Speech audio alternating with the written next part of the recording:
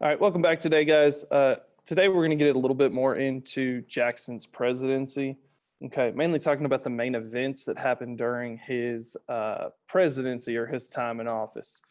All right, so today we're going to start with reform and change with President Andrew Jackson. All right, so Jackson's inauguration occurred on March 4th of 1829. Okay, it became this big party in Washington, D.C. Everybody basically showed up for his inauguration. His inaugural address was short, but quite to the point. He said he basically wanted to reform the federal government. So he wanted to change things up and kind of start new with the federal government. And he specifically stated two goals in this address. One, he wanted to end excessive government spending. Okay, he believed that President Adams had spent too much government money. And two, he wanted to end political corruption. That basically happened when he lost the 1824 election with the corrupt bargain. So those two goals, okay, ending excessive government spending and ending political corruption, would dominate Jackson's presidency. He vetoed many government spending bills.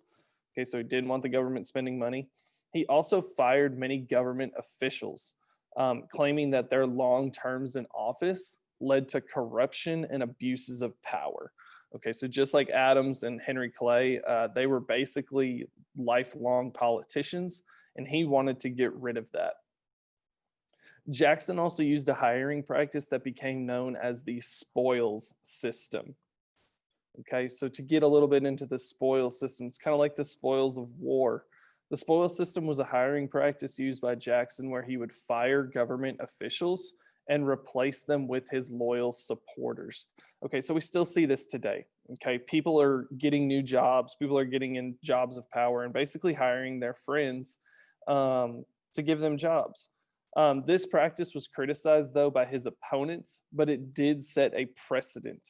Okay, so I know we talked about Washington's 3 precedents. Here comes the next one with Andrew Jackson, and that is the spoils system. All right, future presidents would go on to hire loyal supporters in important positions. You see it every time we get a new president. I'm sure we'll see it in 2021 once President Biden takes over. All right, so back to Jackson and reform.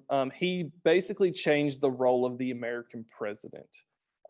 He believed in a strong executive branch, where presidents before still remembered King George having too much power and them not wanting the president to become a king. Jackson believed that the president should be a strong branch. So he usually ignored other politicians and only listened to his kitchen cabinet, is what they call it. Okay, so these were members of his cabinet that were very, very close to him. Some Americans complain, though, that Jackson had become King Andrew. Okay, so instead of being President Jackson, he had become a king by making the executive branch stronger and using that power. So Jackson versus the Supreme Court. All right, so Andrew Jackson strengthened the presidency during his 2 terms. Okay, Chief Justice John Marshall, okay, who we've kind of looked at already, did the same thing with the Supreme Court. Okay, Marshall's making the Supreme Court stronger. So Marshall and the Supreme Court set precedents that federal law could overrule state law in 2 cases. All right, we've already looked at those: McCulloch versus Maryland and Gibbons versus Ogden. Okay, so let's get a little bit more background information on those. McCulloch versus Maryland. The state of Maryland imposed taxes on the second bank of the United States. Okay, well, the bank didn't pay these taxes. They're a federal, building, federal bank. They're not going to pay state taxes. So Maryland sued McCulloch, who was a bank teller at the bank, who worked at the bank.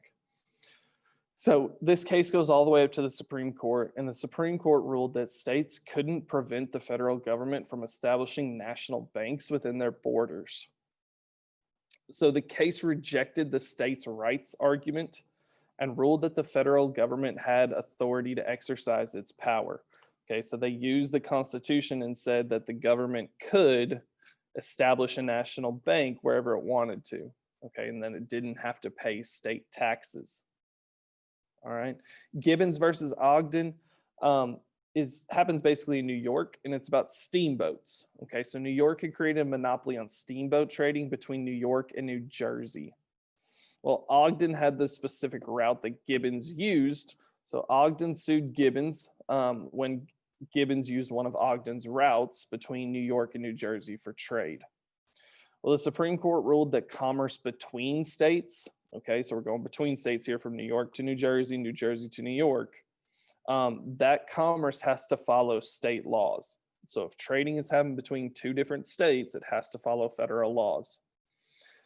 This case gave more power to Congress by giving it authority over states and commerce that cross state lines. And we talked about that way back in chapter 7 or 5 when we talked about the Constitution. All right.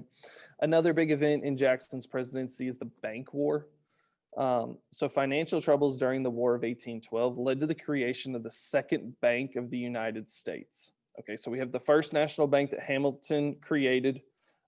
Its charter had expired. They created a new charter during the War of 1812 that led to the Second Bank of the United States. Well, in 1832, Congress passed a bill to renew the Second Bank's charter, okay, so that it would stay open. Jackson vetoed that bill, though, in 1832 to renew the bank's charter, even though McCulloch versus Maryland said the federal government could create a national bank. Well, Jackson's veto led to the closure of the Second Bank and led to the creation of several state banks. So there wasn't a Second Bank of the United States. Now there was going to be banks of New York, banks of New Jersey, banks of Pennsylvania. All right. Well, all of these events become known as the Bank War. Okay, Jackson and Congress are fighting basically between themselves over the Second Bank of the United States. Well, because Jackson vetoed that bill, it helps him win re-election in 1832. Many of Jackson's supporters liked the veto because they thought the states should have more power than the federal government. Okay, kind of like a anti-federalist or a Democratic Republican view. And the creation of state banks did lead to some. The creation of state banks did lead to some economic success, but it also led to inflation of U.S. money. Okay, so a dollar wasn't really worth a dollar anymore. Okay, the state banks soon had to close and businesses went bankrupt and people lost their money and jobs.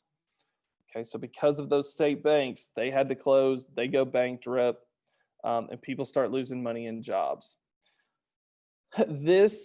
The state banks basically lead, with the state banks closing and people losing their money and jobs, this leads to the Panic of 1837. Okay, and this is basically just an economic depression, a lot like the Great Depression in the 1920s and 30s. We do see one here in 1837. So it doesn't really happen during Jackson's presidency, but the events during his presidency kind of lead to it. Okay. So help for North leads to crisis. In the 1800s, more and more factories were being built in the North, but farming remained the most common way of life in the South. All right, so the North wanted to sell their goods in the South. The North is manufacturing products. They want to sell it to the South, but the South could buy things from Europe cheaper. And of course, you're always going to buy the cheaper option. So to help the North, the federal government placed a tariff on imported goods in 1828. Okay, this was part of Henry Clay's American system right before Jackson takes over. This would make European goods more expensive than Northern goods because a tax would be put on those European goods when they come into the United States. Well, the South has a pretty good nickname for it. They call it the Tariff of Abominations in the South. Because they absolutely hate this tariff. Okay, so Southerners expressed their anger, resulting in the Nullification Crisis. Okay, so Southerners wanted to nullify or get rid of the federal tariff, saying it wasn't valid in their state. Okay, so they were basically going to rebel kind of against the Tariff of Abominations. They wanted to get rid of it.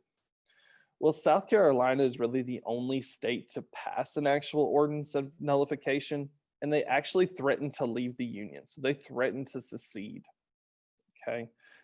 Well, Jackson issued a proclamation that emphasized the power of the federal government over the state's government. Okay.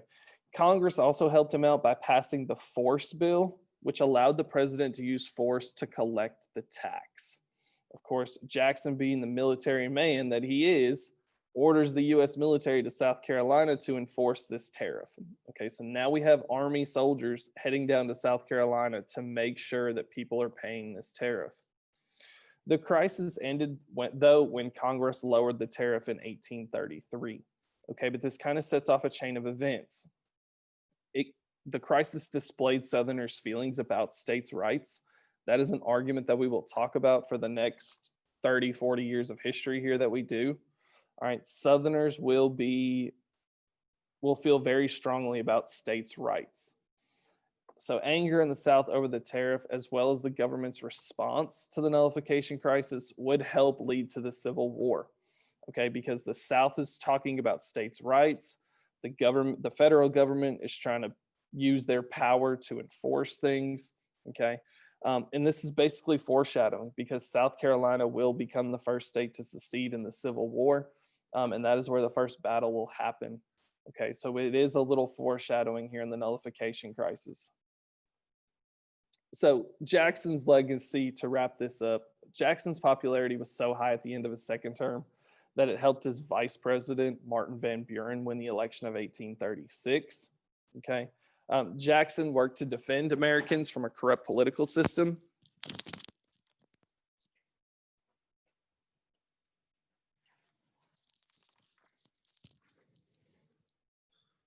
So he's getting rid of those career politicians and everything like that, to keep it from being corrupt. Jackson also helped the U.S. pay off its national debt in 1835 by reducing federal spending. So where Adams before him was trying to spend all this government money, trying to use Henry Clay's American system, Jackson gets rid of it and pays off the national debt. Jackson, though, is criticized for his treatment of Native Americans and that he vetoed more bills than he passed. Okay, so he is a very polarizing president. People either really like him or really hate him. That's just the way Andrew Jackson kind of went through his presidency. Okay, that's it for today. We will continue going on into chapter 15 tomorrow.